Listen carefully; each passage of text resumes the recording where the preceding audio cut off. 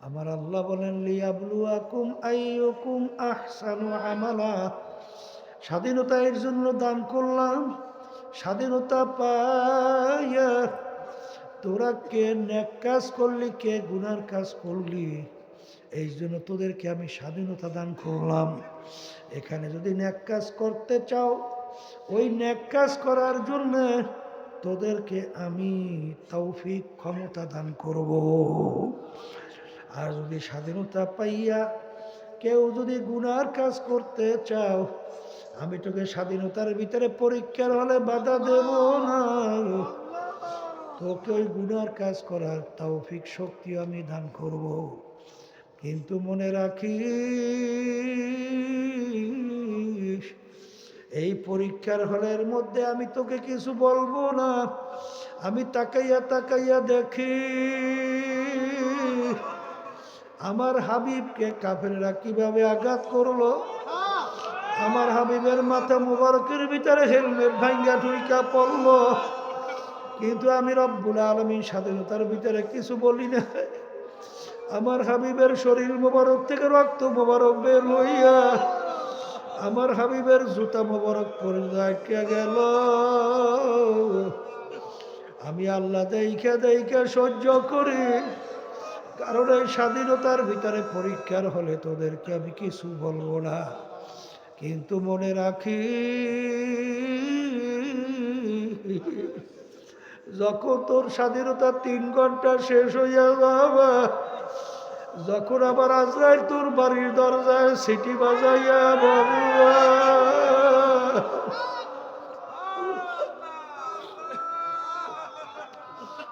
যত ডাক্তার কবিরাজ তোকে চেষ্টা করুক না কেন, যত স্যালাইন তোর শরীরে পুশ করুক না কেন, যত ইনজেকশন তোর শরীরে পুশ করুক না কেন, রাখতে কিন্তু আর পারবে না। আখারে আমার মালিক আল্লাহু আকবার। আরে স্বাধীনতার যখন নাকি পরীক্ষার হল শেষ হয়ে গেল, এরপরে তোমাকে কবরে রাখবে। এখন আল্লাহ রাসূল সাল্লাল্লাহু আলাইহি ওয়াসাল্লাম বলেন, এ আমার উম্মতেরা, আল কবরু রাউযাতুম মিন রিয়াজিল জান্নাহ আও হুফরাতুম মিন হুফারিন নার। এ আমার উম্মতেরা, এই যে কবর দেখো, এই কবর কিন্তু আসল কবর না। কোন আল্লাহর বান্দা বান্দির কবর একটা বেহেশতের বাগান হইয়া যাবে।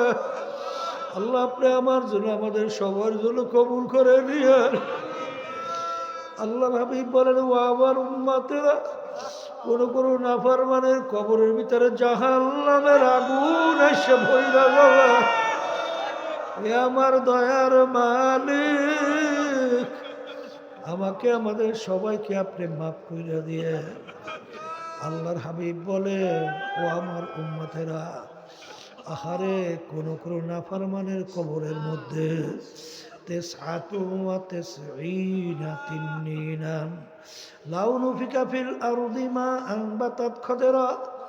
আল্লাহর হাবিব বলেন, কোন নাফরমানের কবরের মধ্যে 1টা 2টা না 99টা বিষাক্ত সাপ জমা হইয়া যাবে।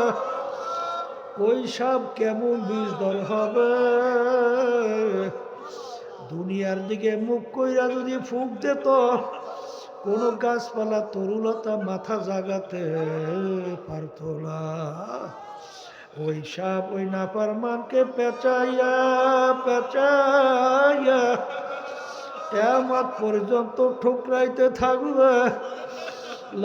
আল্লাহু আকবার।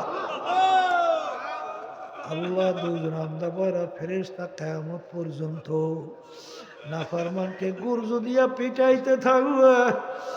দিক বিদিক না পাইয়া নাফরমান আল্লাহকে ডাকবে, আল্লাহ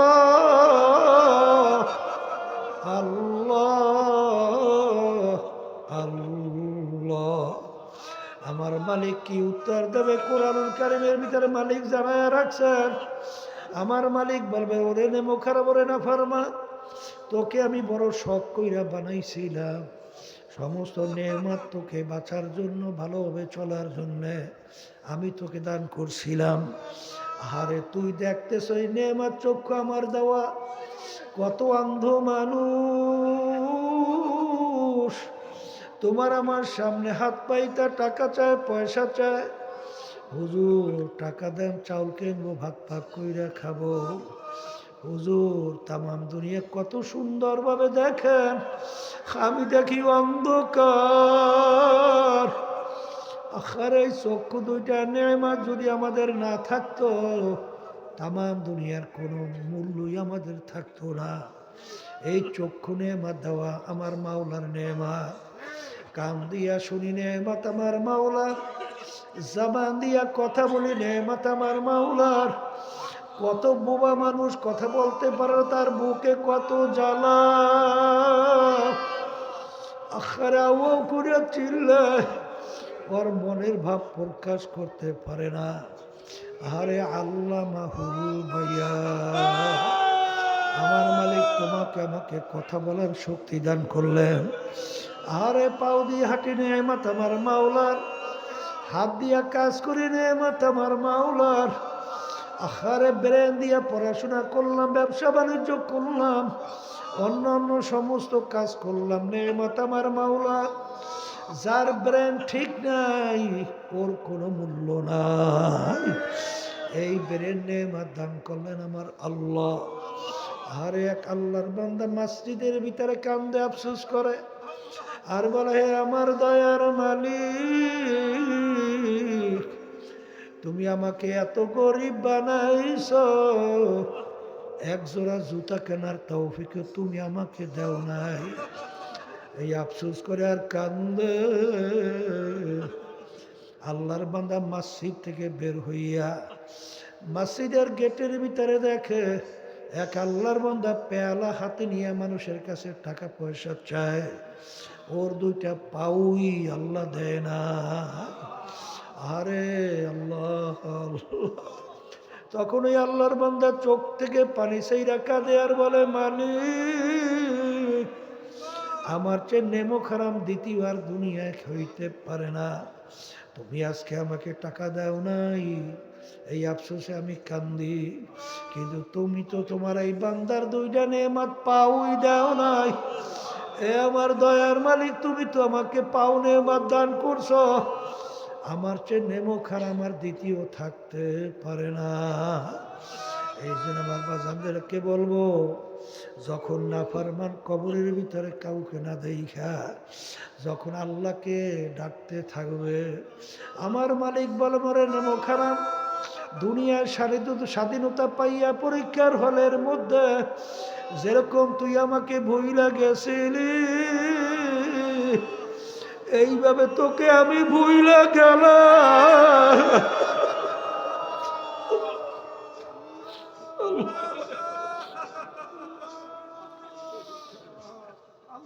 তুই আমাকে শত শত বছর ডাকবি, একবারও আর তোর ডাকে সারা দিব। আমার মালিক বলে, কবরের মাটি নাফরমানকে দুই পাশ থেকে এমন ভাবে চাপ মারো, এক পাজরে হাড্ডি অন্য পাজরের মধ্যে মিশাইয়া দাও, আমার কাছে কোনো খাতির হবে না। এই জন্য আমার বাজানদেরকে বলবো, পর্দারে মা বোনদেরকে বলবো, এ বড় লোক আমার বাবারা, ধনী আমার বাবারা, হে শিক্ষিত আমার বাবারা, বড় বংশের বাবারা, হে টাকা পয়সার বেশি বেশি মালিক আমার বাবারা, হে পর্দার আড়ালের মা বোনেরা, ওই সত্য কোরআনুল কারিমের মধ্যে আমার মালিক বলেন, ইয়াউমা নাদউ কুল্লা উনাসিন বিইমামিহিম, আমার মালিক বলেন কিয়ামতের ময়দানে প্রত্যেকটা মানুষকে আমি তার তার দলের নেতা নেত্রীর সঙ্গে ডাকবো। ইয়াউমা নাদউ কুল্লা উনাসিন বিইমামিহিম, আমার মালিক আমার আল্লাহ বলেন, প্রত্যেকটা মানুষকে কিয়ামতের ময়দানে তার দলের নেতা নেত্রীর সঙ্গে ডাকবো। ডাইকে আমার মালিক বলবেন, তোর দলের নেতা নেত্রী যেদিকে যায় তাদের পিছনে পিছনে তুই সেই দিকে চইলা যা। এক কথায় আমার আল্লাহ বলছেন, তোর নেতা নেত্রী যেখানে জায়গা তোরও সেইখানে জায়গা। আমি বলছি না, আল্লাহ বলছে। আল্লাহ রসুল বলেন, মান তাশাব্বাহা বিকওমিন ফাহুয়া মিনহুম। আল্লাহর হাবিব সাল্লাল্লাহু আলাইহি ওয়াসাল্লাম বলেন, আহারে দুনিয়ার ভিতরে তুমি যার সঙ্গে সম্পর্ক রাখবা, যার সঙ্গে মোহাব্বত তৈরি করবা, যেই দলের সঙ্গে তুমি যুক্ত হইয়া তাদের সঙ্গে চলবা, কিয়ামতের ময়দানে তুমি তাদের সঙ্গে দলভুক্ত হইয়া উঠবা। তাদের সঙ্গে কিয়ামতের ময়দানে তুমি দলবদ্ধ হইয়া উঠবা এবং তাদের সঙ্গে তোমার হাসর হবে। তাদের সঙ্গে তোমার হাসর হবে। আমি বলি নাই, কোনো পীর মুফতি মুহাদ্দিস বলে নাই, আল্লাহ হাবিব সাল্লাল্লাহু আলাইহি ওয়াসাল্লাম বলছেন। আমরা শুধুমাত্র শুনাইয়া রাখি, কে মানবেন জানি না, কিন্তু বাজান রে, কিয়ামতের ময়দানে ওঠার পরে যেদিন কোনো ছায়া থাকবে না, যেদিন কোনো ঘর নাই, বাড়ি নাই, গাছ নাই, পানি নাই, কিয়ামতের ময়দান তামার জমিন হবে। এই সূর্য 9,30,00,000 মাইল দূরে, এই সূর্য 1 হাত বা 100 হাত মাথার উপরে আমার মালিক উপরে ছাইরা দেবে। কিয়ামতের ময়দানে ভাগুই না, জাগা নাই। ওই কঠিন মুহূর্তে আল্লাহ রাব্বুল আলামিন 7 প্রকার লোককে ডাইকা ডাইকা তার আরশের নিচে স্পেশাল ছায়া দান করবে। যেদিন কোনো ছায়া থাকবে না, একমাত্র আল্লাহর স্পেশাল আরশের ছায়া ছাড়া, সেদিন 7 প্রকার 7 শ্রেণীর মানুষদেরকে আমার মালিক ডাইকা তার স্পেশাল আরশে ছায়া দান করবে। এর ভিতরে এক শ্রেণীর ওই আল্লাহর বান্দা বান্দিরা, হুব্বু ফিল্লাহ বুগযু ফিল্লাহ, যারা দুনিয়ায় থাকা অবস্থায় সম্পর্ক মোহাব্বত রাখবে আল্লাহকে রাজি খুশির জন্যে। দুনিয়ায় থাকা অবস্থায় যারা সম্পর্ক মোহাব্বত রাখবে আল্লাহকে রাজি খুশির জন্যে, কিয়ামতের ময়দানে আমার মালিক সেই শ্রেণীর আল্লাহর বান্দা বান্দীদেরকে ডাইকা ডাইকা তার আরশে ছায়া দান করবে। যেই শ্রেণীর আল্লাহর বান্দা বান্দী দুনিয়ায় পরীক্ষার হলে স্বাধীনতা পাইয়া মোহাব্বত সম্পর্ক ছাড়বেও আল্লাহর রাজি খুশির জন্যে। যাদের সঙ্গে সম্পর্ক রাখলে, যেই দলের সঙ্গে সম্পর্ক রাইখা চললে আল্লাহ খুশি হয়, এদের সঙ্গে যদি তুমি চলতে পারো, কিয়ামতের ময়দানে মালিকের আরশে ছায়া পাবা। আর যেই দলের সঙ্গে যার সঙ্গে চললে আমার মালিক বেজার হয়, তাদের সঙ্গে যদি তুমি সম্পর্ক মোহাব্বত রাখো, কিয়ামতের ময়দানে আরশে ছায়া পাবা না। আর যদি সম্পর্ক ছাড়ো আল্লাহকে রাজি খুশির জন্য, যাদের সঙ্গে চললে, যেই দলের সঙ্গে চললে সম্পর্ক ছাড়লে আমার মালিক খুশি হয়, আমার আল্লাহ খুশি হয়, এই আল্লাহকে খুশি করার জন্য যদি তুমি সেই দলের সম্পর্ক ছাড়ো, সেই নেতা নেত্রীর সম্পর্ক ছাড়ো, তাইলে কিয়ামতের ময়দানে তুমি আল্লাহর স্পেশাল আরশে ছায়া পাবা।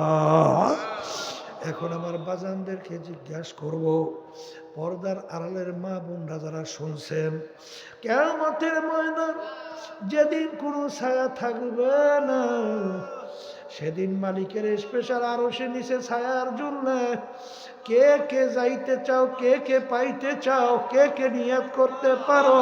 আল্লাহু আকবার, হাত উঠাও। নারায়ে তাকবীর, নারায়ে তাকবীর, নারায়ে তাকবীর, আল্লাহু আকবার। এই পর্দানের মা বোনেরা হাত উঠিয়ে মালিকের কাছে দেখা, আল্লাহ আমাদেরকে আপনি কবুল করে নিয়ে আপনার এই স্পেশাল আরশে ছায়া দান করেন। তাইলে আমার মালিকের আরশের নিচে ছায়া পাওয়ার জন্যে বাজার সব সময় মনে রাখো, হুব্বু ফিল্লাহ বুযু ফিল্লাহ, মোহাব্বত রাখবে ও আল্লাহকে রাজি খুশির জন্য, মোহাব্বত ছাড়বে আল্লাহকে রাজি খুশির জন্য। হা হা রে, আমার মালিক কিয়ামতের ময়দান দুনিয়ার মধ্যে চলার জন্য তার হাবিবকে পাঠাইছেন ওস্তাদ হিসাবে, আর চলার জন্য গাইডলাইন পাঠাইছেন আল্লাহ রাব্বুল আলামিন তার হাবিবের মাধ্যমে। সেই গাইডলাইনের নাম হলো কোরআনুল কারীম, হাদিস। জোরে বলো কথা ঠিক না বেঠিক? এ দুনিয়াদার পাগল আমার বাবারা, এ পর্দার আড়ালের মা বোনেরা, দুনিয়া কিন্তু শান্তির জায়গা না। শান্তি কিন্তু কেউ কোনোদিন পায় নাই, কেউ কোনোদিন পাবে না। আর দুনিয়া দারুল মেহনে ওয়াল বালা, দুনিয়া বালা মুসিবতের জায়গা, কষ্ট ক্লেশের জায়গা, বিপদ আপদ মুসিবতের জায়গা, রোগ ব্যাধির জায়গা। এই ঠান্ডা আমাদের কষ্ট লাগে না, আরাম লাগে। আবার গরমের ভিতরে কষ্ট না আরাম লাগে। ঘুমাই শান্তির জন্য, ওঠার পরে শরীর মেজমাজ করে, ভালো লাগে না।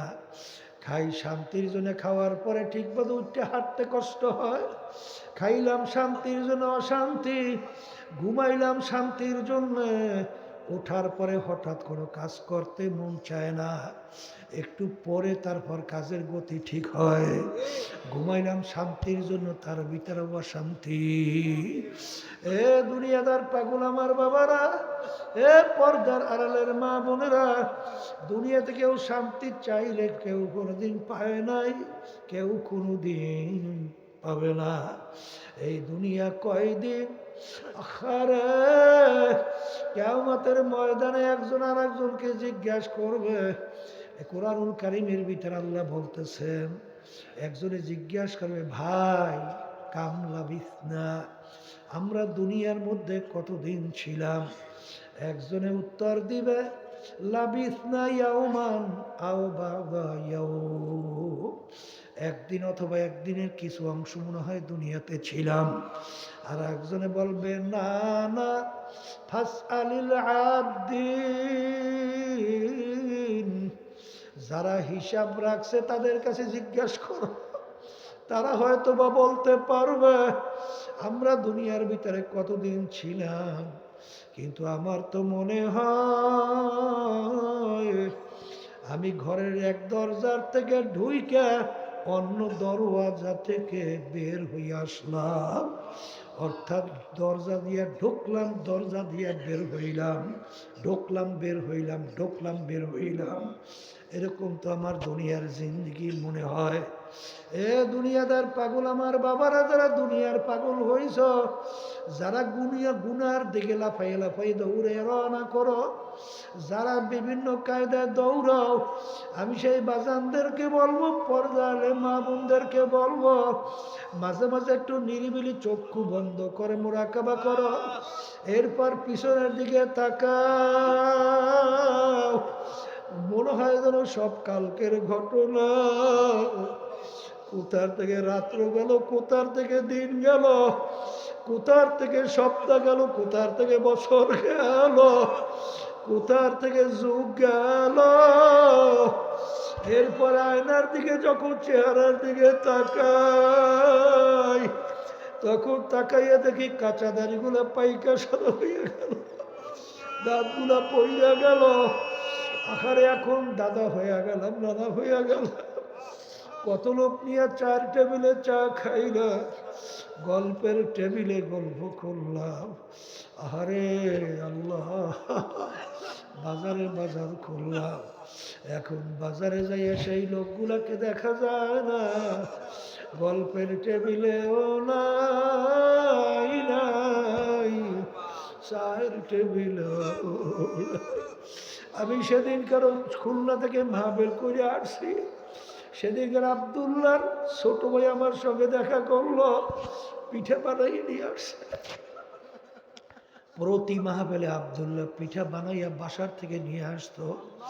আমি পরের বছর যাইয়া দেখি মাহফিলে, জিজ্ঞাসা করি ব্যাপার কি, আব্দুল্লাহ কোথায়, আব্দুল্লাহকে দেখি না কেন? তখন একজন বলে হুজুর শোনেন নাই?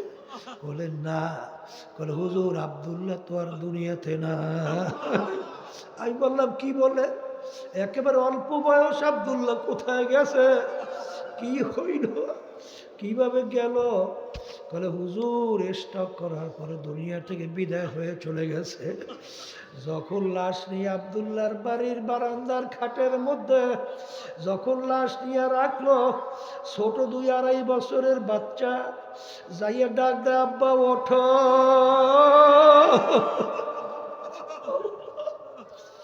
আব্বা ওঠো, আব্বা ওঠো। বাচ্চা এত ডাকে, আব্দুল্লাহ তো আর আরে বাচ্চার ডাকে সাড়া দেয় না। বাচ্চা অনেক সময় ডাকার পরে বলে আব্বা ঘুমাইছে, আব্বা ওঠে না। আব্দুল্লাহ তো আর কোনোদিন উঠবে না। এ দুনিয়াদার পাগল, কোন দুনিয়ার পিছনে পড়ছ? আখারে আল্লাহ, আখারে চিন্তা ভাবনা মোরাকাবা কইরা এরপর দুনিয়া থেকে বিদায় নিয়ে কবরে যাও।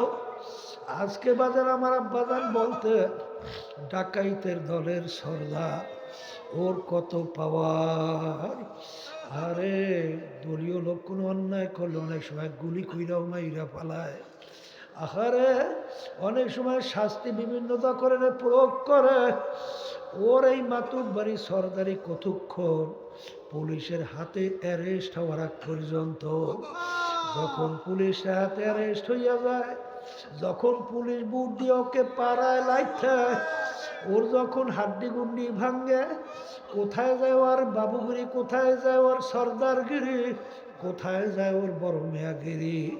ঠিক আজকে চক্ষু খোলা দুনিয়ায়, আজকে টাকার গরমে, ক্ষমতার গরমে, দলের গরমে আহারে এমন ভাবে জুলুম করে,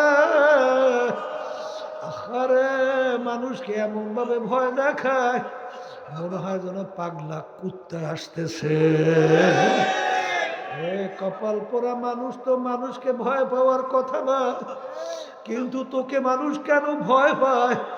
আসলে তুই এখন মানুষটা, তুই একটা পাগলা কুত্তার চেয়েও খারাপ হয়ে গেছ, তুই একটা শুয়ারের চেয়েও খারাপ হয়ে গেছ, তুই একটা হিংস্র বাঘের চেয়েও খারাপ হয়ে গেছ। তুই এখন আর মানুষ নাই। আরে জুলুম করো কি জন্যে, কার জন্য, কিসের জন্যে? যাদের জন্য জুলুম কইরা টাকা কামাই কইরা বাড়ি গাড়ি করবি,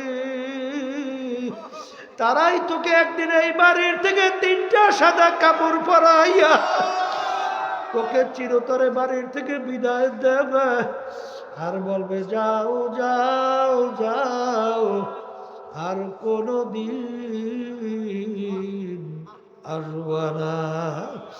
এমন ঘরে যাইতে হবে যেই ঘরে নাই বাতি, এমন ঘরে থাকতে হবে যেই ঘরে নাই সাথী।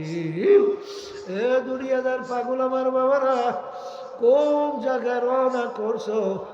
আরে আল্লাহ মুসাফির বান্দ গাঠুরি, বহু দূরে ঠিকানা, আজ ভিজানা কাল ভিজানা, কবর আখের ঠিকানা। এ দুনিয়াদার পাগল আমার বাবারা, ইব্রাহিম আলাইহিস সালামকে নমরুদ আগুনে ফেলাইল। একটা ব্যাঙ বারবার পানির ভিতরে লাফ দেয়, পানি ঢোক গেলে ওই আগুনে প্রসাব করে, ওই পানি আগুনের কাছেও যায় না, এই পানি দ্বারা আগুন নেবেও না। আবার পানি শেষ, আবার পানিতে লাফ দেয়, আবার পানি ঢোক গেলে উঠে আবার আগুনে প্রসাব করে, কাছেও যায় না, আগুন নেবেও না। জিজ্ঞাসা করে, ব্যাঙ এরকম তুই বারবার কেন করিস? তোর পানিতে আগুনের কাছেও যায় না, আর এতটুক পানি দ্বারা তো আগুন নেবেও না, এরকম কেন করো? তখন ব্যাঙ উত্তর দেয়, যায়ও না, নেবেও না, আমি করি এর জন্য আল্লাহ এবং তার খলিল ইব্রাহিম দেখো, আমি ব্যাঙ তার পক্ষে আছি। এই জন্য হাদিসের ভিতরে আছে, লা তাকতুলুদ দেবদা, তোমরা ব্যাঙকে মাইরো না। ব্যাঙ ইব্রাহিম আলাইহিস সালামের আগুন নিভাইতে সহযোগিতা করছিল। আর কাকলাস বারবার ফু দেয়, কাছেও যায় না, জ্বলেও না। এরকম কেন দাও, কাছে যায় না, জ্বলেও না? যে নমরুদ এবং তার দলেরা দেখো, আমি তাদের পক্ষে। এক বাড়িতে মারতে বলে 100 নাকি আমল নামায় জমা। কি কি হবে, কি পারবো জানি না। কিয়ামতের ময়দানে যখন উঠবো, মালিক যদি জিজ্ঞাসা করে, রেজাউল করি, মাকবুল করি, হে রহিমা খাতুন, কি নিয়ে আমার দরবারে আসছো? যদি বলতে পারি, মালিক আমি তোমার পক্ষের লোক, মালিক আমি তোমার পক্ষের লোক, মালিক আমি তোমার পক্ষের লোক, এতটুকু যদি বলতে পারি, পক্ষের লোককে কেউ কোনোদিন বিপদে ফেলায় না, পক্ষের লোককে কোলে টাইনা জায়গা দেয়। আমার মালিক যখন দেখবেন আমার পক্ষের লোক, আমাদের অপরাধের গুনার শেষ নাই, মালিক টাইনা তার কুদরতি কোলে জায়গা না দিয়া পারবে না। আল্লাহুম্মা আমিন। এ ঘরের মা বোনেরা হাত উঠাও, গুনাহ